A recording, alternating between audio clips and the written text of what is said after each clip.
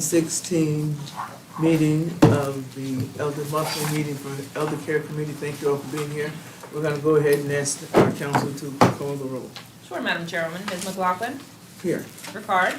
Present. Beston is excused. Chapman is excused. Camisso? Here. Cunningham is excused. Demalowitz? Here. Moriello is excused. And Whalen? Here. 5 present, Madam Chairwoman. Thank you very much. We're going to go ahead and just move along with this agenda. Can I get a motion to approve, first item on the agenda, to approve our previous minutes? Motion. Second. Motion by Mr. Ricard, seconded by Ms. Whalen. Whalen. All those in favor? Aye. Aye. Any opposed? Thank you very much. Motion carries. Second item, Item 2 is amending resolution number 312 for 2018 as amended regarding construction services at the Shaker Place Rehabilitation and Nursing Center. Mr. Slack is here this evening. yes, Mrs. Slackey, thank you very much for being here. Thank you. Good evening, everyone. This is Jerson Construction, who is the construction company that handled the renovation and new construction at Shaker Place. And this is just a change of date, no additional dollars to end their existing contract at December 31, 2023. And this is to allow us to, there's still two major outstanding issues. One, which most people know, are the bathrooms, which we still have not resolved. It has no effect on operations whatsoever, but there is bubbling, and we can't find the source of where the water is coming from. So we now are getting bids for an outside consultant to come in and determine what the cause could be. Hopefully, we'll have that in place by the end of the month. The consultant will come in, do more testing, and we've done numerous tests, still do not have the answer. And by the way, Jerson has replaced probably at least 20 bathroom floors, and the same thing happened. So just to make sure, we're holding, this is really just for the retainage money that we're holding, that once it is resolved, that we'll be able to pay them the retainage. So one of the major issues will start the Monday after Thanksgiving. There's lighting that's flickering in the resident rooms, actually 500 of those lights. Only 200 flicker, and it turns out that the company that put together those lighting fixtures used chips that they bought from a manufacturer that are going bad, and 200 are bad in our nursing home, but they've agreed at no cost to replace all 500, and they're starting the Monday after Thanksgiving, they'll replace all of them. And then once we get the bathroom straightened out, everything will be 100% the way it needs to be, and then we can release the retainage. And this is only for the retainage and change of date to the end of next year. Thank you very much, Mr. Demalowitz. Do we have any recourse with the engineers that designed that building? Well, Do we have counsel looking at that? the original, Whoever designed all these problems we're having, who did that? Do we have the well, county the attorney looking into that? architect, let's say, the architect determines what lighting to use as an example. Okay. And they either have to meet that specification or similar. That's the construction company, Jerson. The lighting seems to be taken care of. The plumbing is the issue I'm thinking It's of. the flooring. The flooring. It's the flooring. Okay. So the way the flooring works is that there's a concrete slab. On the concrete slab, you put a sealer. Then on the sealer, you put a secondary sealer. And then on the two sealers, so you have sealer, concrete, you put the vinyl flooring.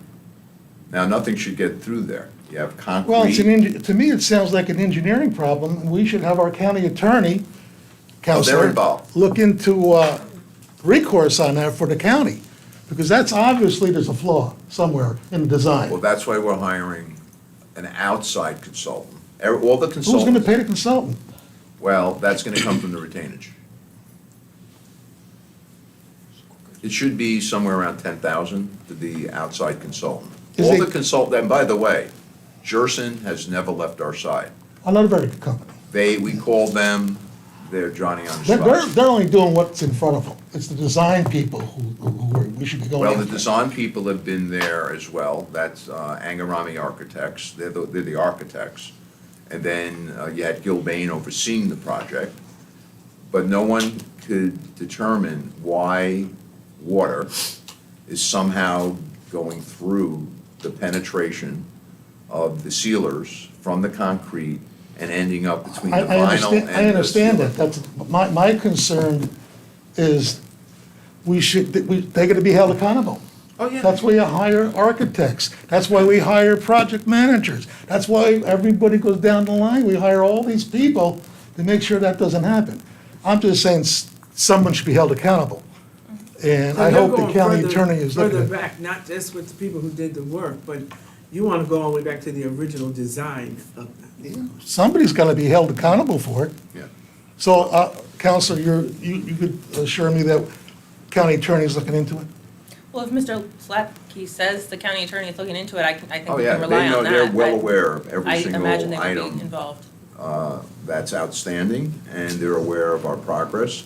It's not like anyone's running away, so there's no one really to hold accountable right now. Jerson's there. Jerson replaced the flooring, okay, into over 20 bathroom floors, There's always somebody to be held accountable. without a doubt. So don't say that there's But nobody we're held trying to accountable. figure out Who that is? where the problem lies. We don't know if it's the architect, the product itself, the concrete, the installer, and hopefully this outside consultant is gonna do that analysis. See, we've had many analysis done, by the way, core samples, we've taken down walls to see if leakage is coming from up above, down. And this is We've all done- why people are living there. Yeah, it has no effect on the residents.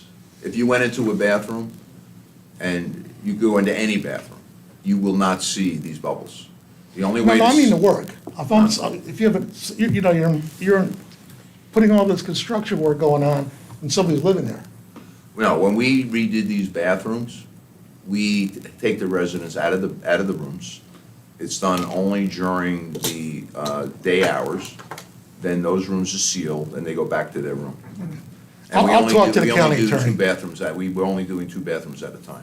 Thank you. Because of that, because the Thank you. residents live there. It's their Yeah, home. yeah, absolutely. Okay, we got a couple other questions, Mr. Ricard and Ms. Whalen. Thank you, Madam Chairman. Just a quick to follow up on Sure. that. How long was it before, after the concrete was placed, did they put the floor down?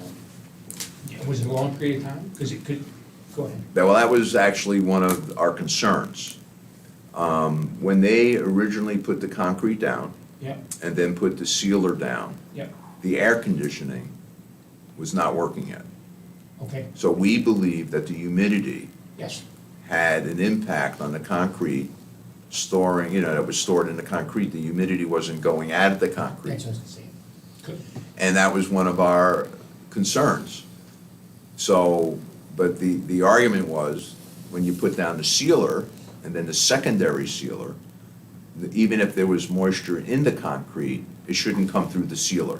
Well, And for some reason, it's coming through the sealer or somehow getting between, not the concrete, but getting between the sealer and the vinyl. Now, I'll tell you something else we did. This was our last experiment. We bought dehumidifiers. okay, We took up all the floor to the concrete. We put dehumidifiers in the bathrooms. We took out 3 full, dehumidifiers, what are they, 5 gallons? So let's say we took out 15 gallons of water. Yep. So totally dry concrete now, right? Put the sealers down, put the flooring down, the new vinyl, and that concrete was dry as could be. 3 weeks later, there was a bubble in vinyl between that and the sealer. No one understands why. And so now, we're going to these outside consultants, to see if they could figure it How out. high is the water level there? We can't figure it out. There's no water.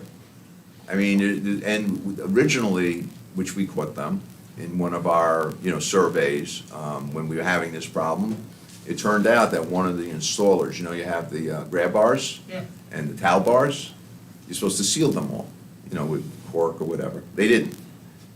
Every other one, let's say. So water was getting in there and down. Okay?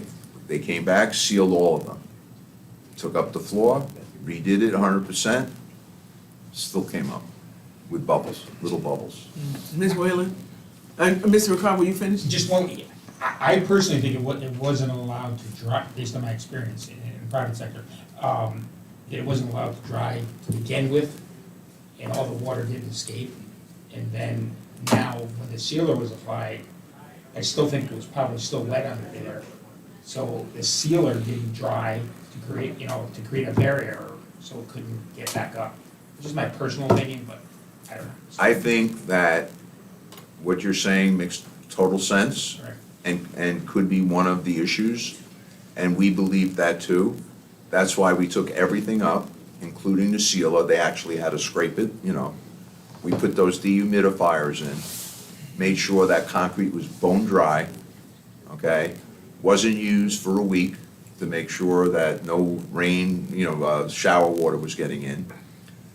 Put it in exact to the spec, because we had the company from the sealer company there and the vinyl company there. We did it in front of them, the installers from Jerson, exactly the way they were monitoring it. 3 weeks later, there were bubbles. Wow. Thank you. Ms. Whalen? I'm good. Oh, and Mr. Thank Can't Clancy? figure it out, so that's why we're hiring these consultants to try to figure it out. But I want to really impress upon everyone, it has no effect on resident care. They're very small bubbles, and you can't even see them unless the light's out and you go in with a flashlight and look to see where the bubbles are on the side. Then you see them. And we actually found them by accident. Mr. Camisco? Is this only happening in the bathrooms, Only in the bathrooms. not the kitchen area? Nope. Nowhere else other than the Has resident this bathrooms. material been used anywhere else in the building? No, only in the bathroom. And by the way, it's not only in the new section, the addition, it's in the existing section. It's in both sections, Every bathroom. almost every bathroom. Right now, it's around 50-60% of the bathrooms. They're very tiny, but they're there, Bubble is a bubble. and it has to be fixed. Yeah, because eventually that moisture is gonna loosen up the tiles and everything else on there. 5, 10 years down the road, it's all gonna be. Well, the point is, it's not tile, it's vinyl. Or vinyl, the vinyl will And come the up. vinyl will come up. Yeah. So, and I gotta say, every meeting we've called, and we've called many, many meetings, Jerson's been there, Gilbane has been there, Angarami has been there, the installers have been there, no one's running away. Otherwise, I would be calling legal and saying, listen, I'm getting no cooperation, we need to write letters, we need to look at our contract. They never. It sounds like a design problem, so, I mean, Well, hopefully, when we get this consultant on board, we'll be able to figure it out. Well, we look forward to you coming back with that final report. Oh, believe me, believe me. motion to move it. Second. Moved by Mr. Demolowitz, second by Mr. Ricardo. All those in favor? Aye. Any opposed? Thank you. Motion passes. Item 3 is authorizing an agreement with Plaza Linen Service regarding residential laundry services for the Shaker Place Rehabilitation and Nursing Center. Okay, Plaza Linen is the company that handles our resident linen service. This was an RFP 2021-114. This will be for a period of 1 year, starting January 1, 2023. It was part of this RFP for a price not to exceed $150,000. Oh, okay. I just want to be clear. This is a 3-year contract that has to be renewed on an annual basis of the 3 years. This is not an extension of anything. This is the original 3-year contract. I'm reiterating this because other conversations we've been having. So I just want to be clear that this is not extending a contract that has expired. Correct. This was a 3-year RFP with 1-year renewals. Yes, Counselor, yes. the renewals aren't RFP, correct? The RFP contemplated a 3-year agreement in which we would enter into the But agreement each of it's the a, 3 years. it's a 1-year contract with 2, 3 years renewals. I don't believe that's exactly what it is. That's typically what it is. Right. But in this contract, under this RFP, I believe it was actually for the 3-year period, and each one is entered into separately. Because what you're So, talking about so it's a might be 3-year 9-year con, so it's a contract. 3-year contract then? Right. It is a 3-year contract, however, that you have to approve it each year. Right. It's odd. That doesn't make sense. Why would we, if we approve a 3-year contract, and if it's not a renewal after the three first year, one-year terms. That's The way it's correct. described, it's three Yep. one-year terms. And this So is the each second of the year, three. You have to go in and approve.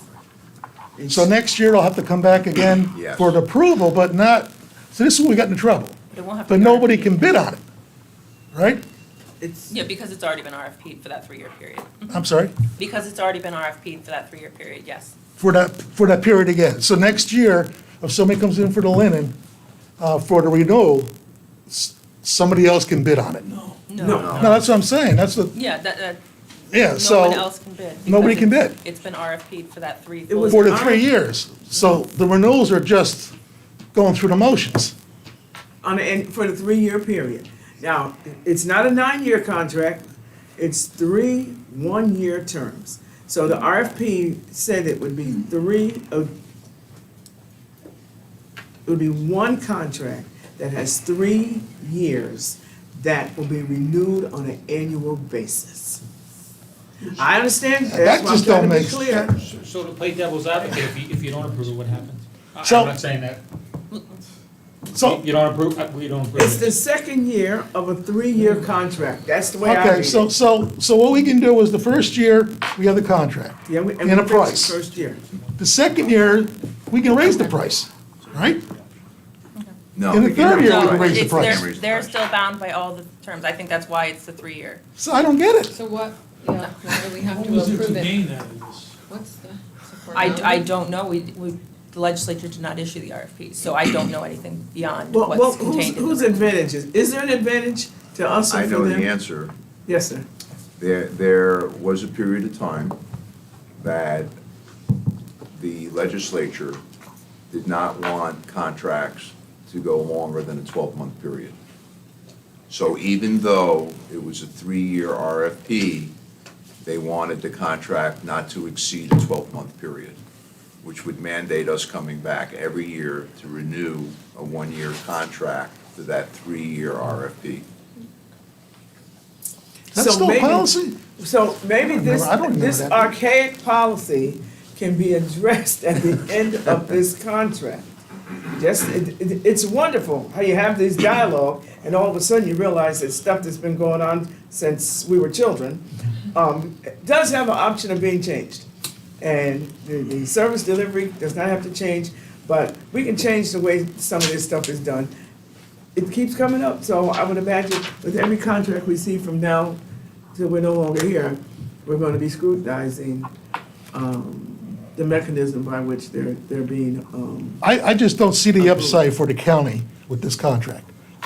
But I'll support it, but I just don't.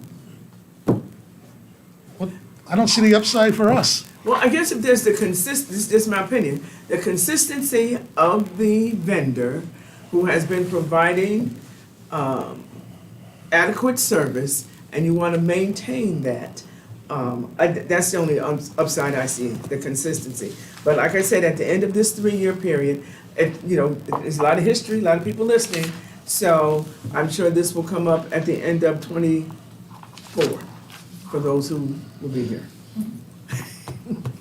Thank you. Thank you. Can I get a motion to approve? Motion. Second? Been motioned and second, you saw those hands, right? So all those in favor? Aye. Aye. Thank you so much. Next item? Item 4 is authorizing an agreement with Celtic Consulting LLC regarding minimum data set consulting services for the Shaker Place Rehabilitation and Nursing Center. I believe we got the same thing going on here. Yes. Okay. Celtic Consulting handles what's called our minimum data set, MDS for short, and they review all documentation to make sure that our reimbursement is consistent with the documentation and that it's maximized to the current regulatory requirements. This is, again, a 1-year contract that commences January 1, 2023 for $190,000, and the original RFP was RFP 2021-109. Any questions? Motion moved. Second? Been motioned by Demolowitz, second by Camiso. All those in favor? Aye. Aye. Aye. Thank you very much. Motion carries. Final item? Item 5 is amending resolution number 461 for 2019 as amended by resolution number 287 for 2021 regarding certified nursing assistant services. Mrs. Slack? The clinical staffing resources is one of our staffing agencies for certified nursing assistants and licensed practical nurses. We realize that we have to do an RFP for staffing, as this contract was expiring December 31, 2022. We consulted with our legal department, Albany County Legal Department, and that they requested that we extend this contract for a 2-month period so that we have time to perform the RFP properly, which is now on the street already. So we will be timely. We put it in for the existing amount of the original contract, but clearly this will only be for a 2-month period pending the new RFP. Then, of course, I'll be back here with a new contract, whether it be with this company or another responder.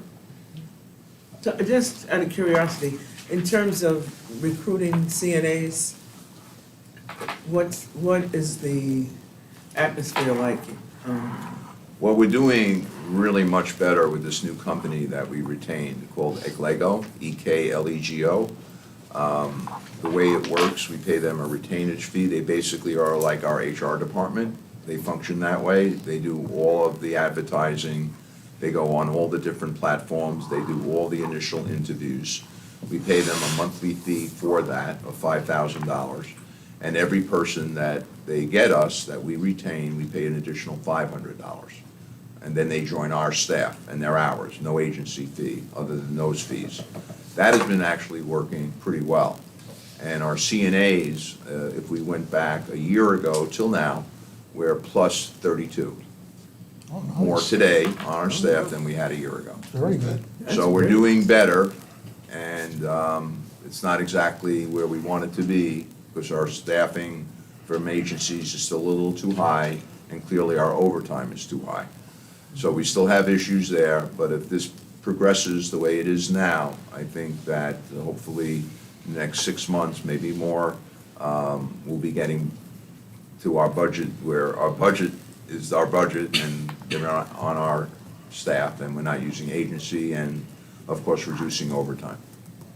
I know it's a very challenging area. I know in some of the research I've done, you can get 100% turnover in CNAs. And They're so so in demand. commend you for So being able to demanding. come up with a solution that works, something that is helping. There's two major issues. One is supply and demand. Clearly, there's an issue with supply and demand. Supply is just not meeting the demand, and residents need more and more care. And number two, it's very difficult work, and staff use their benefit time. When you look at the collective bargaining agreements, the average staff member probably gets between 40 and 50 days a year off. You have 80, 90 CNAs, if they were all as per our budget. You take 80 times 40, 3,000 some odd days off. People are calling in, taking their time. Those positions have to be filled. Mandates overtime, mandates agency use. I go past the CP Center every day, and they got a sign right out front there. CNAs, RNs, supervisors, managers, I mean, they're looking for everybody. We're getting better. It's good. Thank you. Can you get a Motion, move it. Motion by Demolowitz. Second. Second by Wayland. All those in favor? Aye. Aye. Thank you so very much. Okay, thank you very Motion much. adjourned. Good seeing Motion everyone to again. adjourn. All those in favor? Aye. Aye. Happy Thanksgiving to everybody. Thank you.